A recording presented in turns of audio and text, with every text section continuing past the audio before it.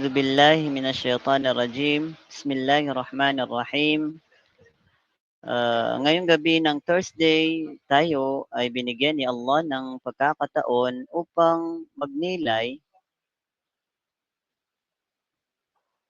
Binigyan ni Allah ng pagkakataon upang magnilay, matuto at muling mapalapit sa Kanya. Sa katahimikan ng gabi, naway ang bawat salita ay maging paalala ng habag at gabay ni Allah sa ating buhay. At malugod po naming tinatanggap ang lahat ng nanonood at nakikinig, pati na rin po dyan sa may Facebook Live at pati na rin po dito sa may Google Meet. At especially sa ating tagapagsalita na si Sheikh Abu Ziyad. At ang kanyang tatalakayin ay ang ikalawang yugto ng hijab ng babae na Muslima. Hindi na po natin papatagalin. Ya Sheikh, falyatafaddal mashkuran ma'jura.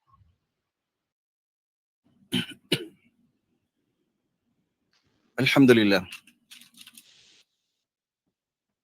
الحمد لله الذي جعل في السماء بروجا وجعل فيها سراجا وقمرا منيرا وهو الذي جعل الليل والنهار خلفة لمن أراد أن يذكر أو أراد شكورا والصلاة والسلام على نبينا محمد الذي أرسله ربه شاهدا ومبشرا ونذيرا وداعيا إلى الله بإذنه وسراجا منيرا. السلام عليكم ورحمة الله وبركاته. Sa lahat ng ating mga tagapakinig ngayong gabi, babae man o lalaki, kapatid sa pananampalataya o kapatid sa damdamin. Maligayang pagdating sa isang gabi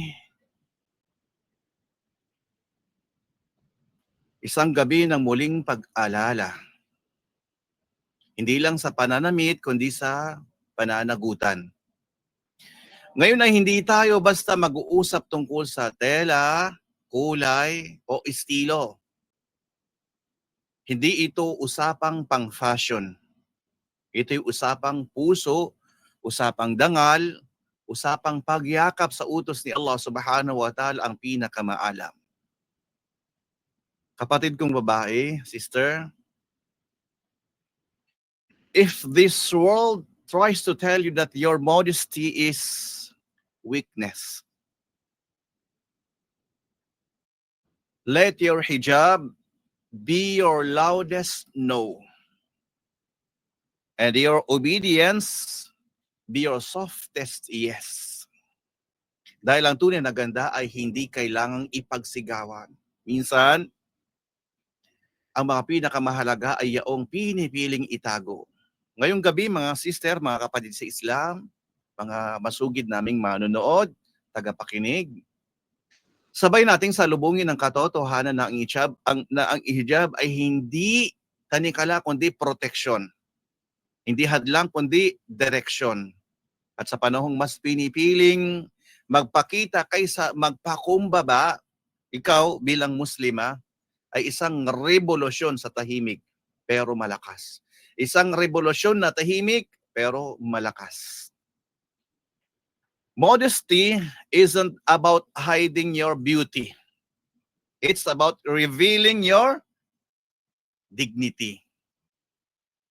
Opo. So, yan po ang pag-uusapan natin patungkol po sa hijab, kung saan nasa pangalawang yugto na po tayo na pag-uusapan natin kung saan ang iniwan nating topiko na tatalakayin natin.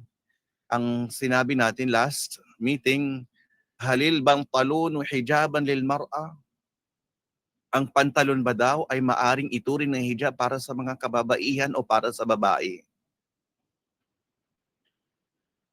Sister, kapatid kong mahal na Muslima,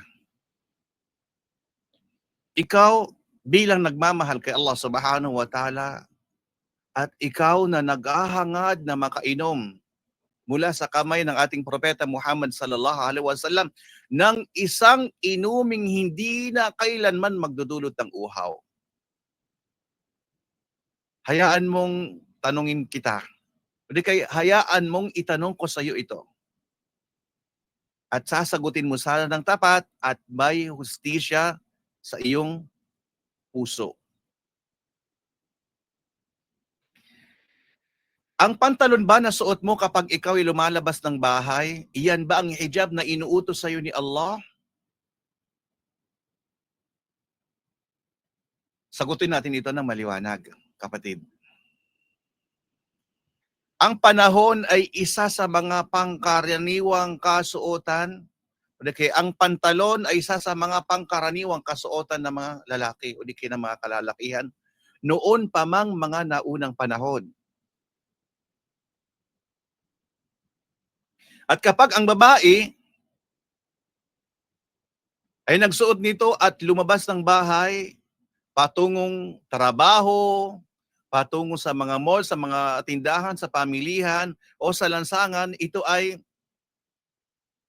pagkakahalintulad sa mga kalalakihan na hayagang ipinagbawal ng ating propeta Muhammad sallallahu alaihi wasallam. At yan ay kung ang pantalon ay maluwag na hindi hapit sa katawan. Yun ay pantalon na maluwag na hindi hapit o hindi kumakapit sa katawan, hindi dumadampi sa katawan. Paano pa kaya itong mga nakikita natin na mga pantalon na masikip, hapit at malinaw na humuhubog sa katawan ng isang kababaihan o sa katawan ng isang babae, na siyang karaniwan na isinusuot ng mga babae sa panahon natin ngayon, lalo na ang mga kabataang Muslima.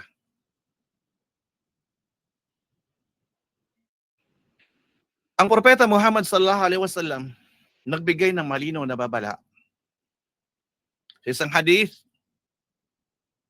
mula kay Ibn Abbas radhiyallahu ta'ala anhuma ng propeta Muhammad sallallahu alaihi wasallam kanyang sinabi, isinumpa ang mga kababaihan na nagkukunwaring lalaki at ang mga kalalakihang nagpaparami ng pagkababae.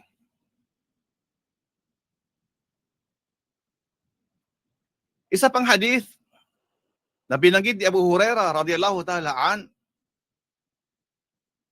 sinabi ng propeta Muhammad sallallahu alaihi wasallam, la'ana Rasulullah sallallahu alaihi wasallam ar-rajula yalbisa libasa al-mar'ah.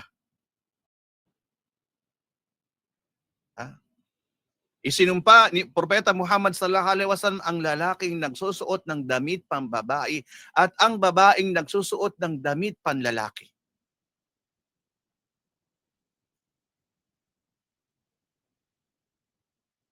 Isa pang hadith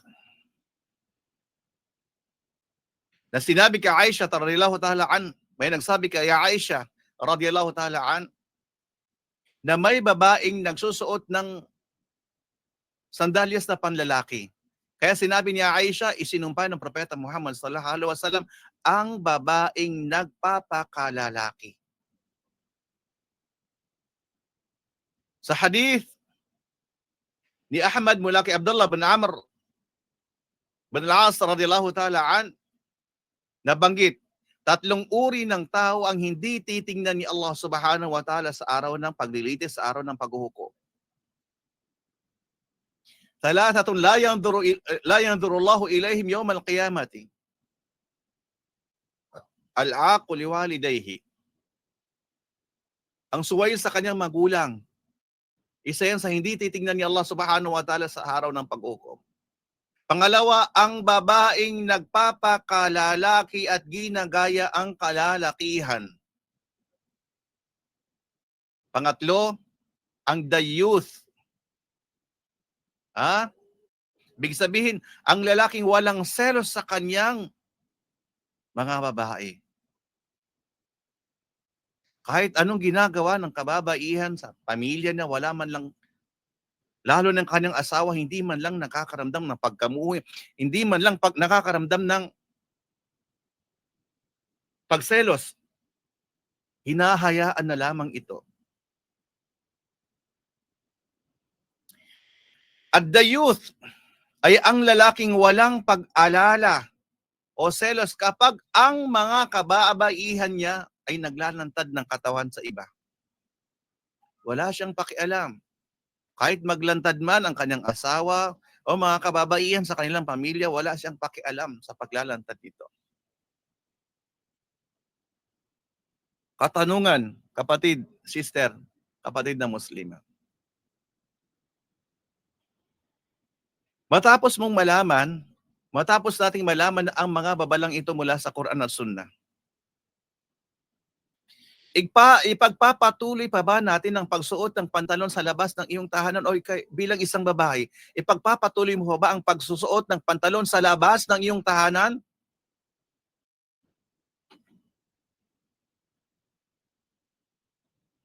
Ito ba ang hijab na karapat-dapat sa isang babae na nagnanais ng pagkalugod ni Allah, nagnanais ng habag ni Allah subhanahu wa ta'ala? Mga sister, mga kapatid sa Islam, hindi ipinagbabawal sa Islam sa babae ang lumabas upang magtrabaho kung talagang kailangan.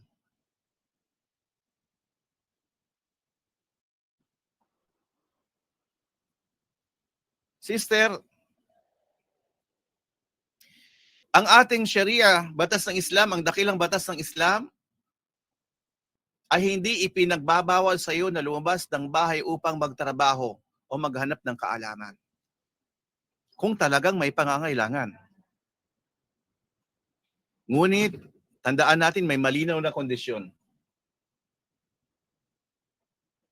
Dapat mong sundin ang batas ng Islam sa pananamit, ang tamang hijab, kailangan masunod yan. Sa isang hadith na banggit, mga paalala mula sa sunnah tungkol sa pabango at paglabas ng babae. Ha? Isinalaysay ni Muslim mula kay Zainab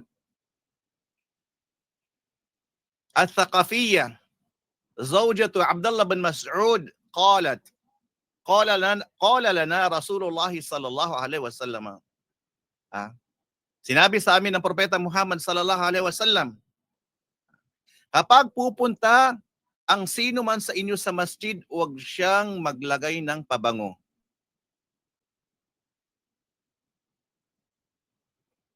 Sa isa pang hadith na sinabi ng Propeta Muhammad sallallahu alaihi wasallam, sino mang babae na magsuot o di kaya sino mang babae na nagsuot ng pabangong may usok, huwag siyang sumama sa amin sa Isha. May isang babae,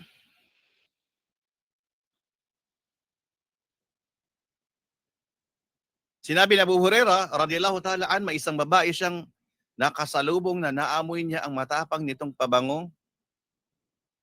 Sinabi niya, o alipin ng Al-Jabbar, o alipin ni Allah, galing ka ba sa masjid? Sinabi ng babae, oo. Tinanong niya, at naglagay ka pa ng pabango? Sumagot siya, oo. Kaya sinabi ni Abu Hurairah radhiyallahu ta'ala an, narinig ko ang propeta, narinig ko ang minamahal kong si Abul Qasim, si Propeta Muhammad sallallahu alaihi wasallam, nagsabing, hindi tatanggapin ang sala ng isang babaeng naglagay ng pabango upang pumaroon sa masjid, upang pumunta sa masjid, hanggat siya hindi muna maligo na gaya ng pagligo ng janaba.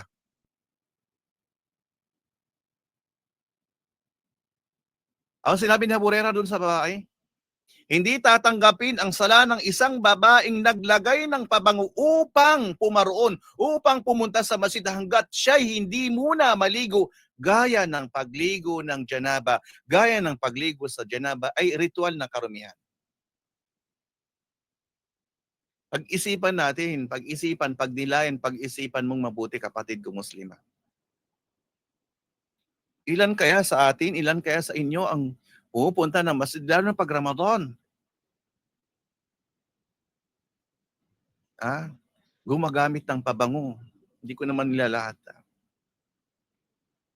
Ikaw na nagnanais ng Jannah at kaluguran ni Allah subhanahu wa ta'ala. Kung pinagbawalan ka ng Propeta Muhammad sallallahu alaihi wasallam na pumunta sa masjid upang manalangin kung ikaw ay may pabango, paano pa kaya ang pagpunta sa trabaho?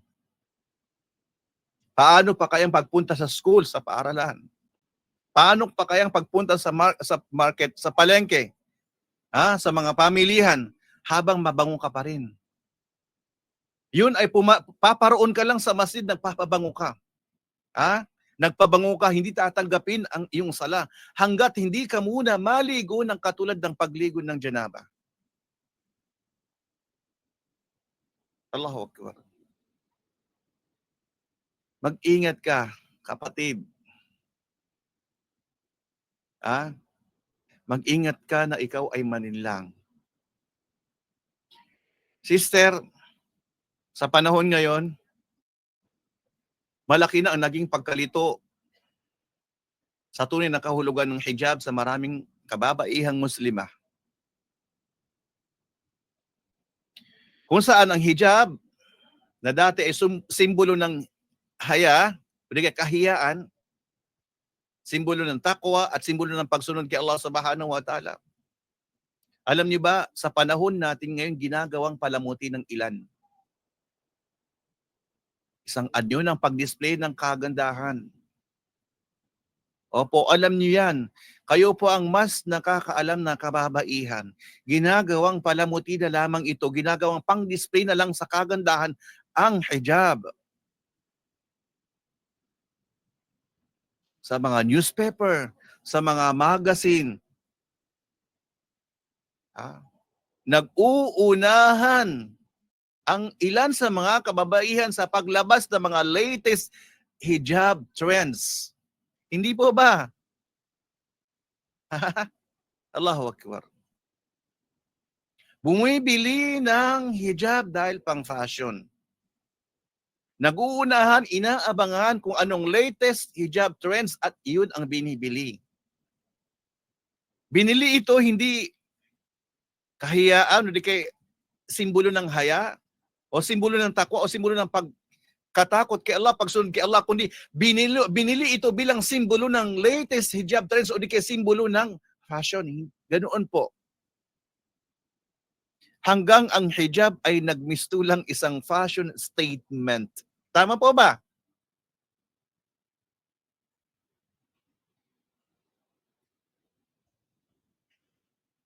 Kung inyong mapapansin ng mga hijab ngayon,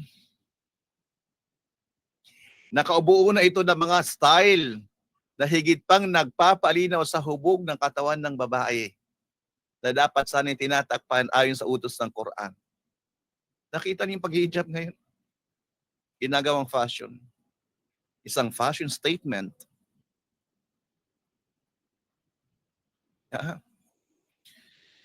Hindi lang ito taliwas sa layunin ng hijab. Hindi naman masama mag-hijab, mga kapatid, mga sister. Pero kung ang pag-hijab natin ginagawa nating fashion, hindi po maganda. Ang pag-hijab po ay simbolo ng takot, simbolo ng haya, kahiyaan, simbolo ng pagsunod kay Allah. Hindi po fashion statement.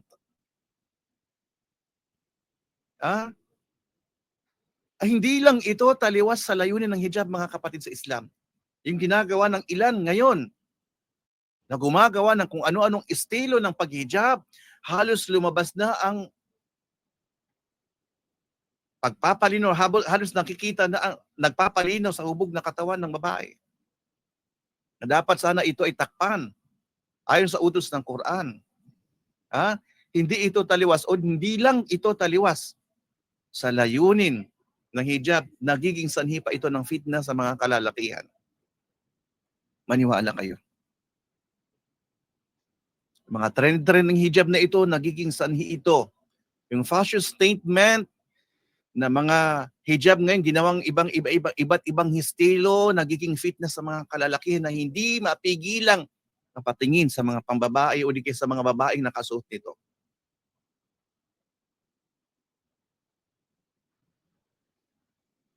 Kaya, ikaw sister, mag-ingat ka, kapatid kong Muslima. Huwag mong hayaan na malinlang ka ng mga tao sa panahong ito. Na ang tunay na pagsuway kay Allah Subhanahu wa Ta'ala isinusubo sa iyo na tila ito'y hijab at binabalot sa mga salitang uso lang yan. Kailangan nating makisabay sa modernong panahon.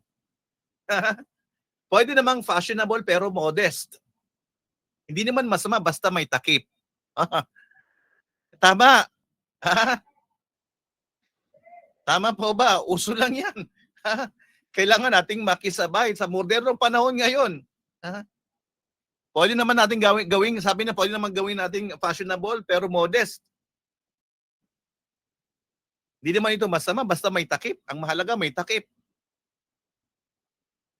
Ginawang fashion statement. Mga kapatid, ang hijab ay hindi dekorasyon. Ang hijab ay hindi dekorasyon bagkus ito ay pananggalang. Hindi ito alas para maipakita, kundi hambalot ito ng dangal at pananampalataya.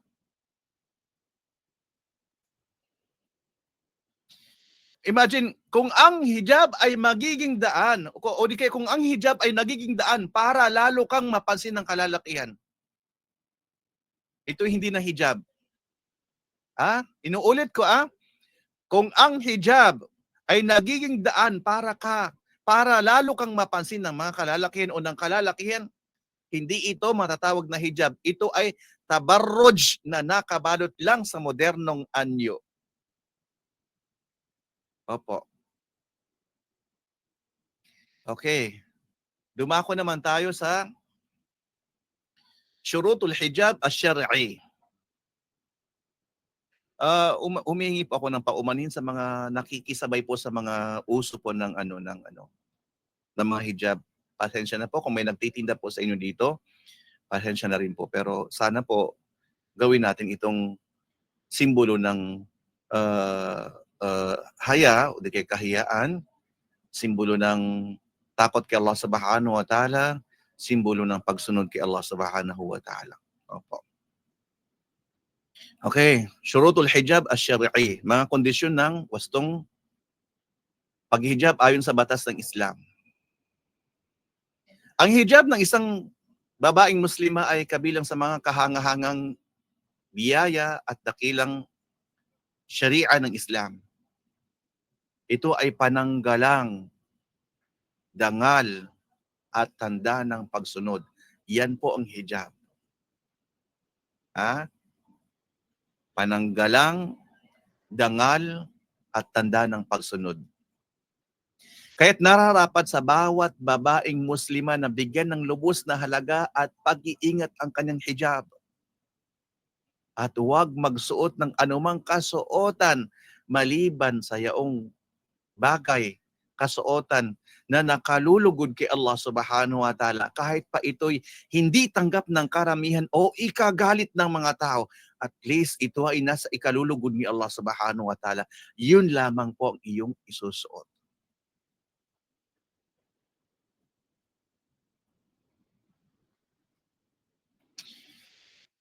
Ang mga kondisyon na tunay o di kaya ng tunay na hijab na iniutos ni Allah Subhanahu wa Ta'ala sa babaeng muslima.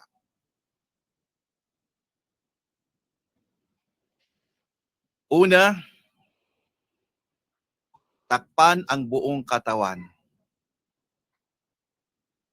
Ang hijab ay dapat sumasaklaw sa lahat ng bahagi ng katawan maliban na lamang o maliban sa mga bahagi ng pinahihintulutang ipakita ayon sa tamang interpretation ng Sharia. Pangalawa, hindi dapat maging palamuti, hindi dapat maging display lamang, hindi dapat maging fashion ang hijab. Ang mismong hijab ay hindi dapat maging anyo ng kagandahan o palamuti na umaakit sa paningin ng mga kalalakihan. Pangatlo, dapat makapal, hindi manipis, kundi kaya see-through na hijab. Mainit, di ba? Kung makapal, mainit. Pero siguro naman mas mainit sa impyerno. Opo. Ang tela ng hijab ay dapat hindi kita ang laman o aninag ng katawan. Hindi ito dapat maglantad ng anumang nasa ilalim nito. Opo. Pang-apat, dapat maluwag. Hindi masikip. Hindi masyadong hapit o humuhubog sa katawan ng isang kababaihan, isang babae. Ang hijab ay hindi dapat sumusunod sa hugis ng katawan. Hindi dapat ang hijab, ang hijab po ay hindi dapat sumusunod sa hugis ng katawan, lalo na sa bahagi ng dibdib, sa balakang, sa hita. Dapat itong maluwag at hindi nakatutok sa katawan. Kailangan talaga mga XL. Kung small ka, kailangan talaga masuot mo. Medium o di ka large. Hindi small ka na nga, maghanap ka pa ng XS. Extra small. Large ka na, maghanap ka pa ng medium.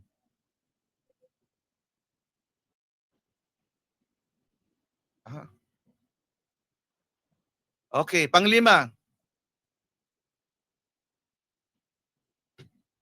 Hindi dapat pabango ang damit o hijab.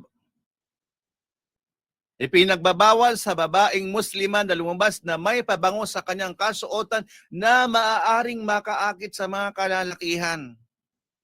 May narinig pa ako at may nabasa pa ako, ultimo yung pinaglabahan mo ng downy na mabango masyado yung damit mo dahil sa downy. Alam niyo mga downy ngayon, nakakaakit, mga fabric conditioner ngayon, nakakaakit. Ultimo yun, kailangan mong panghubarin at mangbihis. Opo. Kailangan natural lang. Kung amoy tao, amoy tao. At least hindi amoy putok. At least hindi amoy pawis. Natural lang na amoy. Okay, pang-6. Hindi dapat katulad ng damit ng kalalakihan. Ang hijab, ang kasuotan ng babae ay hindi dapat kamukha o estilo ng karaniwang damit ng mga kalalakihan ng mga lalaki upang mapanatili ang malinaw na pagkakaiba ng kasarian.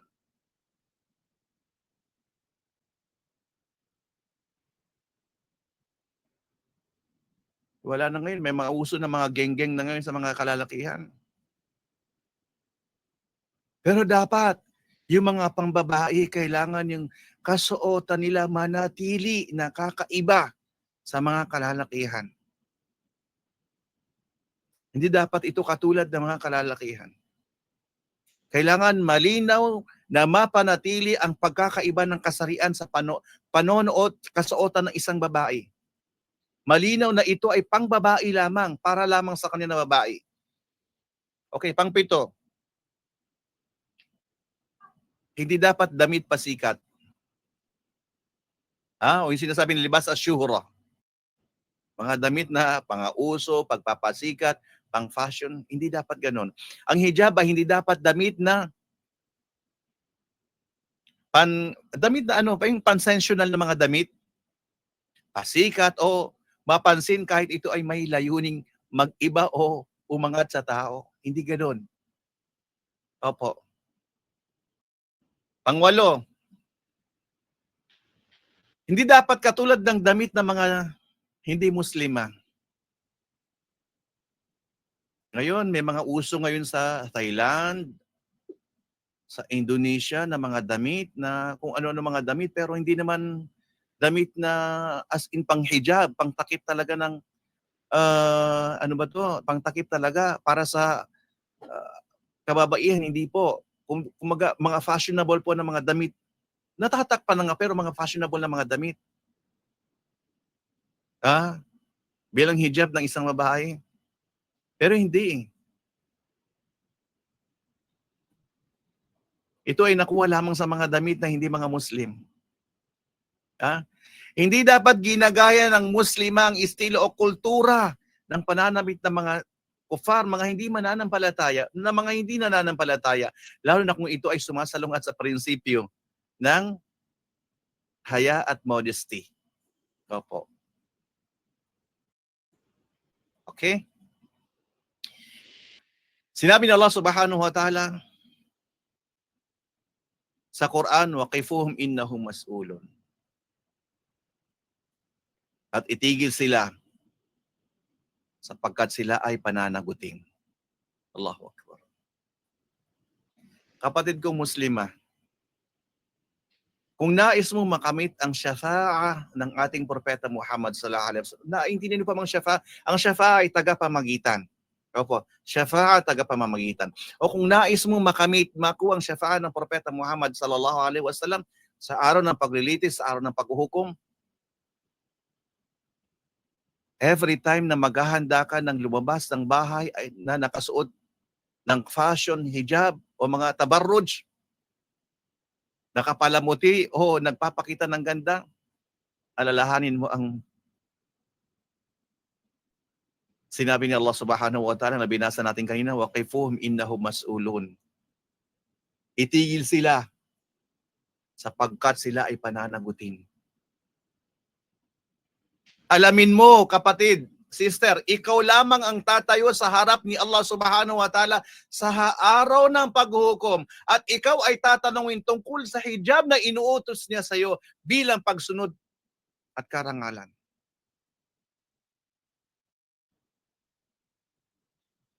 Tanong ko lang handa ka na ba sa sagot mo sa tanong ni Allah subhanahu wa ta'ala tungkol dito?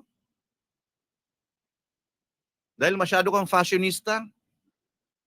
Naihanda mo bang sarili mo para sagutin ang bagay na ito? Sasabihin sa iyo sa kabilang buhay, waqifuhum innahum mas'ulun. Itigil sila. Katotohanan sila ay tatanungin. Sila ay pananagutin. Rawahul Bukhari an Adi bin Hatim radhiyallahu ta'ala anna Rasulullah sallallahu alaihi wasallam ma minkum min ahadin illa sayukallimuhu Allah laysa bainahu wa baina turjaman fayanzuru aymana min fala yara illa ma qaddama wa yanzuru ash'ama min fala yara illa ma qaddama wa yanzuru baina yadayhi fala yara illa an-nara tilqa'a wajhi fattaqun nara walau bishiqqi tamra. Rawahul Bukhari. Ano ibig sabihin nun? Walang sino man sa inyo maliban sa kakausapin ni Allah subhanahu wa ta'ala. Mag-uusap kayo ni Allah subhanahu wa ta'ala. Katanungan ko kanina, nakahanda ba ang sarili mo na sagutin mo ang katanungan? Nakahanda ba ang sarili mo na sasagutin mo yung hijab na inobliga sa iyo ni Allah subhanahu wa ta'ala? Kung paano mo ito dinamit, kung paano mo ito isinabuhay? Kakausapin ka ni Allah subhanahu wa ta'ala at walang magiging tagapagsalita, wala magiging translator sa pagitan ni Allah subhanahu wa ta'ala. Fayanduru aymana min at makatingin, titingin siya sa kanan. Wala siyang makikita kundi ang mga gawa niyang ginawa. Wayanduru ash'ama min at titingin naman siya, lilingon naman siya sa kaliwa at wala rin siyang makikita kundi ang kanyang ginawa. At kapag tumingin siya sa unahan, tangi ang impyerno naroon sa harap niya. Kaya't matakot kayo sa impyerno. Kahit sa pamamagitan lamang ng kalahati ng isang kurma. Alahanin mo rin, kapatid. Ang kamatayan. Annal maut ya'ti faja'atan. Wa annahu la yatruku sagiran wala kabiran. Alalahanin mo, isipin mo na ang kamatayan ay dumarating ng hindi inaasahan. Faja'atan. Hindi nito kinikilala ang kung bata man o di kay matanda. Dumarating siya ng walang hindi inaasahan. Ano sinabi ni Allah subhanahu wa ta'ala? Inna Allah 'indahu 'ilmu as-sa'a wa yunazzil وينزل الغيث ويعلم ما في الأرحام وما تدري نفس ماذا تكسب غدا وما تدري نفس بأي أرض تموت إن الله عليم خبير وما تدري نفس بأي أرض تموت. Ang kamatayan ay dumarating ng hindi inaasahan, hindi nito kinikilala kung bata o matanda ka na. Ang sabi ni Allah, wa ma tadri nafsun bi ay ardin tamut. At walang sino mang nakakaalam kung saang lupa siya mamamatay. Isipin mo yan. Alalahanin mo yan, kapatid na Muslima. At sa araw na yon, wala nang makakatulong sa iyo. Wala ni yaman, asawa, magulang o kaibigan, maliban sa mabubuting gawa mo, na alinsunod lamang sa Quran at Sunnah ng ating Propeta Muhammad sallallahu alaihi wasallam. Sa huli, kapatid kong Muslima, sister, ako ay nagpapaalala lamang sa aking sarili at sa iyo. Inuulit ko po, ako ay nagpapaalala lamang po sa aking sarili at sa inyo po. Matakot tayo kay Allah subhanahu wa ta'ala sa lihim at lantad na mga gawain. Sino bang walang pagkakamali? Lahat tayo nagkakamali. Sino bang walang nagawang baluktot? Lahat tayo nakakagawa tayo ng baluktot. Nakakagawa tayo ng pagsuway. Kaya't matakot tayo kay Allah subhanahu wa ta'ala sa lihim man o maging lantad man ito na mga gawain. Dahil ang takot kay Allah subhanahu wa ta'ala ang tunay na daan tungo sa kaligtasan sa buhay na ito at kabilang buhay, mga kapatid. Magkaroon tayo ng takwa sa ating sarili. Magkaroon ka ng takwa sa iyong sarili sa pananamit mo, sa hijab mo. Maging may takwa sa lahat ng sinasabi at ginagawa mo. Pagpasalamat ka kay Allah subhanahu wa ta'ala sa dakilang biyaya ng Islam. Na ang bawat kautusan nito ay para sa ikararangal mo. Wala pong kautusan sa Islam upang pabagsakin ka.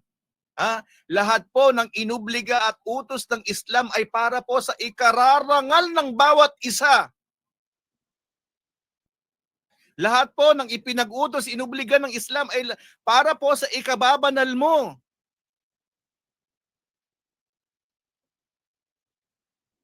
Ikaw na babae, ang iutos ng Islam ay sa ikapagsanggalang mo saan ka man naroroon.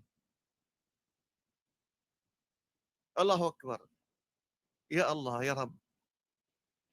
أسأل الله تعالى بأسمائه الحسنى وصفاته العلى أن يجعل هذا العمل خالصا لوجهه الكريم ويجعل ذخرا لي عنده يوم القيامة يوم لا ينفع مال ولا بنون إلا من أتى الله بقلب سليم كما أسأله سبحانه وتعالى أن ينفع به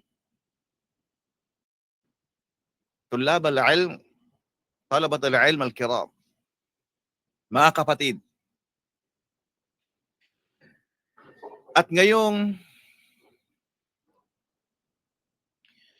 unti-unting humuhupa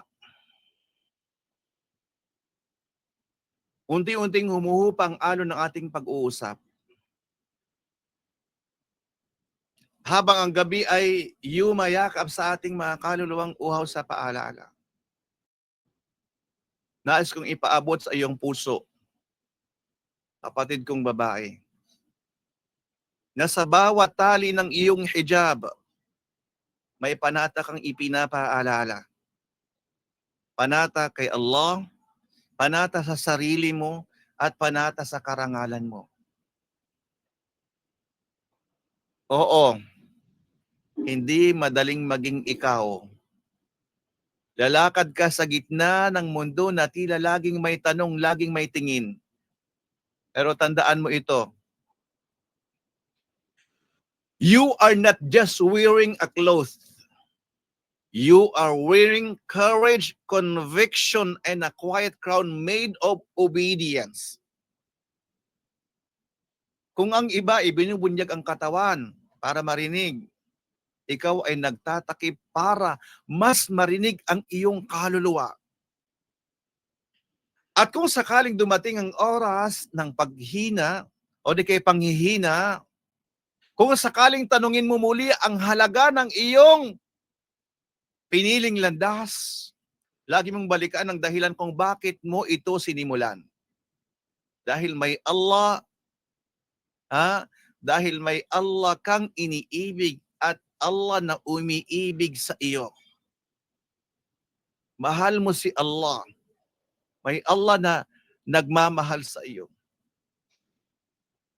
Her hijab is not her silence.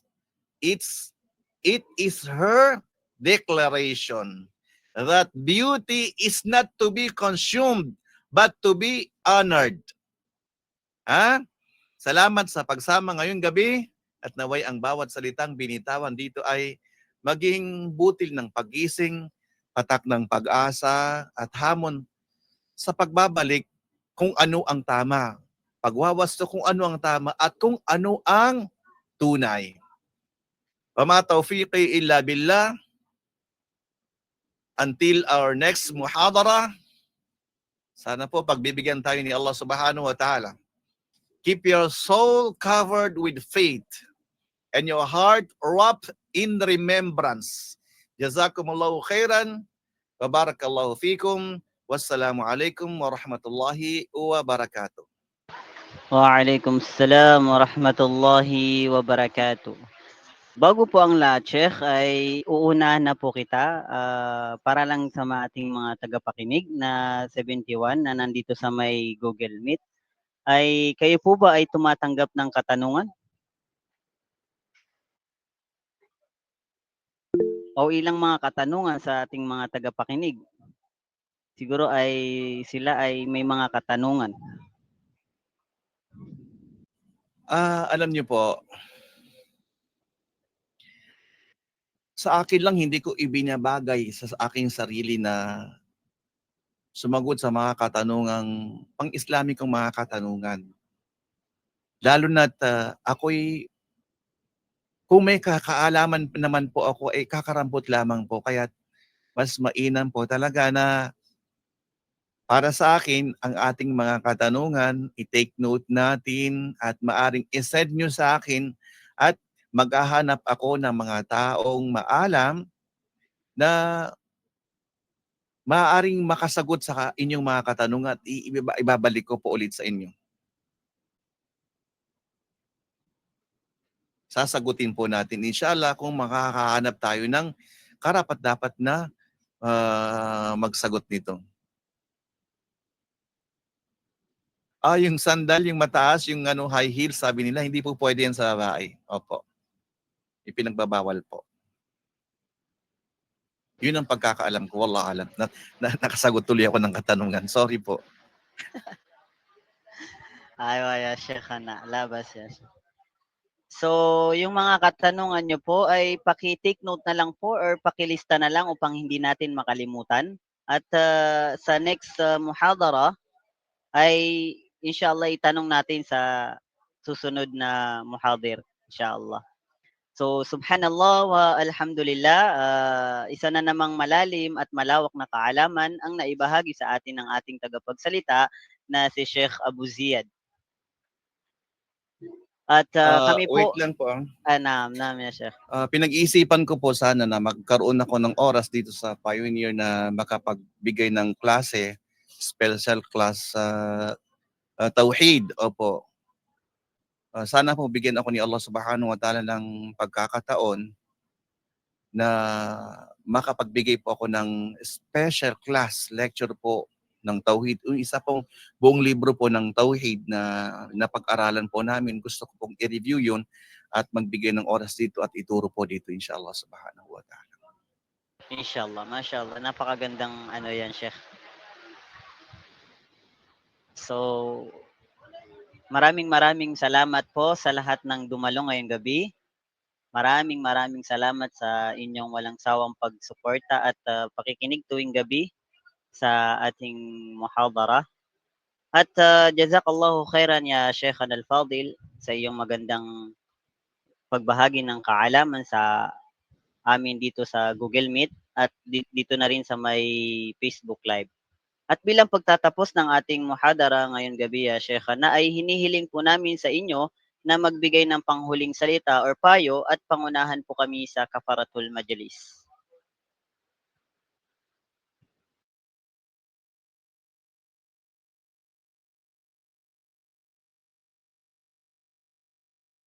Okay. Opo. Panghuling payo, katulad nung binasa ko kanina, sinabi natin kanina, nung nag-uumpisa pa tayo, if this world tries to tell you that your modesty is weakness, Let your hijab be your loudest no. And your obedience be your softest yes. Dahil ang tunay na ganda ay hindi kailangang ipagsigawan. Minsan, ang mga pinakamahalaga ay yaong pinipiling itago. Subhanakallahumma wa bihamdik. Nasyhadu an la ilaha illa ant, nastaghfiruka wa atubu ilaik. Wassalamu alaikum warahmatullahi wabarakatuh. Waalaikumsalam warahmatullahi wabarakatuh. Alhamdulillah, naway maging ilaw at gabay ang ating natutunan ngayong gabi. Hindi sapat ang kaalaman kung hindi ito isa sa buhay. Gamitin natin ito upang lalo tayong mapalapit kay Allah subhanahu wa ta'ala. Hanggang sa muli mga kapatid sa pananampalatayang Islam. Wassalamu alaikum warahmatullahi wabarakatuh.